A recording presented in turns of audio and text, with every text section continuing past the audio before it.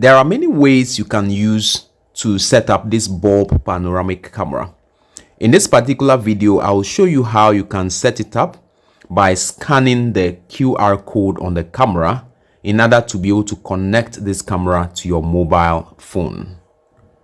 Before we start the setup process, there is a need to put in a micro SD card into the camera, which serves as a storage media for the videos that will be recorded in this camera.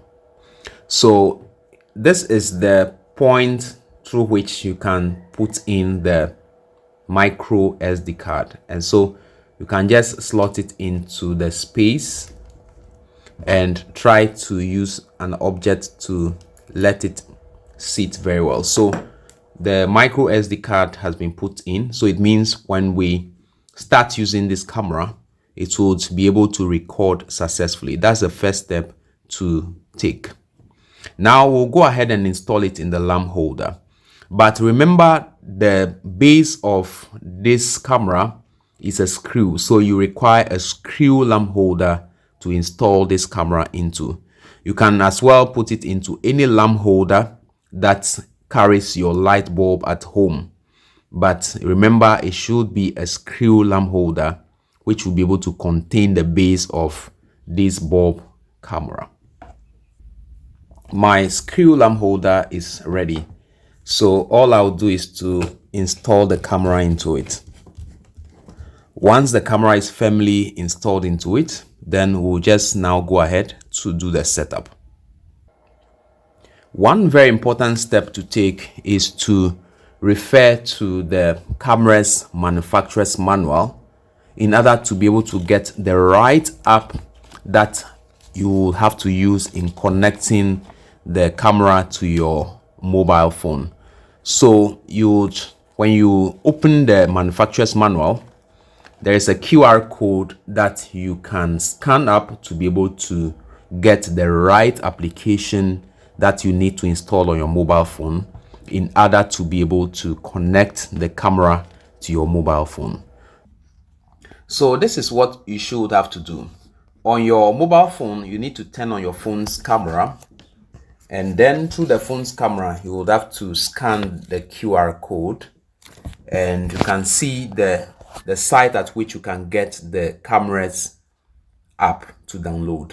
So when you tap on that site, the app that we've been led to is V380 Pro, and you can see that I already have the app downloaded onto my mobile phone, so it's asking me to open because I already have the app on my phone.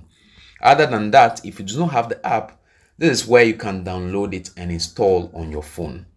So I'll go ahead and open up the app because it's already on my phone, so I'll tap open from here.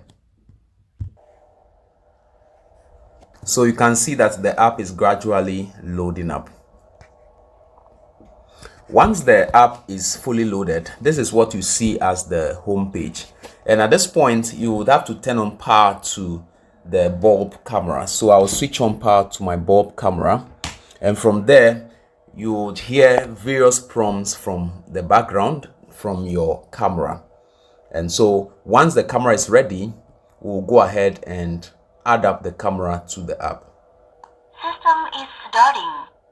You can hear the first prompt, system installing. System startup completed. Alright, so the system startup is completed as prompted by the camera. Wi-Fi connecting. So now what we'll do is we'll tap on add device to be able to add the camera to the app. So I'll tap on the addition sign here, so I'll tap on it.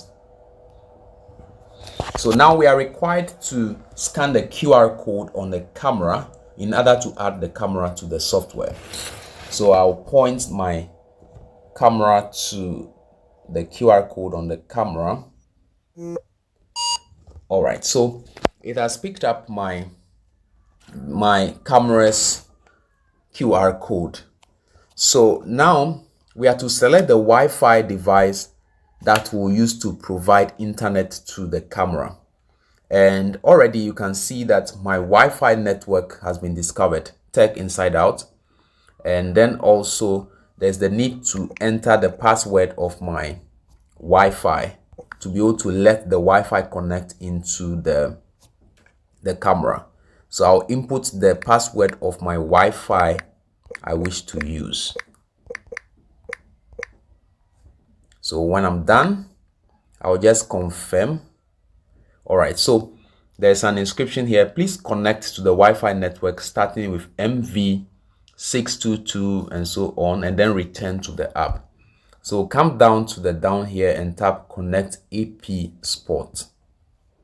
And so I'll tap on I know. So what we'll now do is that we'll wait to see if that MV 66 something information will be discovered by the phone, but it has not yet been discovered. So I will turn off my Wi-Fi network again and turn it on to see if the phone will discover the MV with the numbers given us by the app. You can see the MV622 recommendation required by the app. So it means that this is the camera's access point. So tap on that access point, the MV, so that the phone will now connect directly to the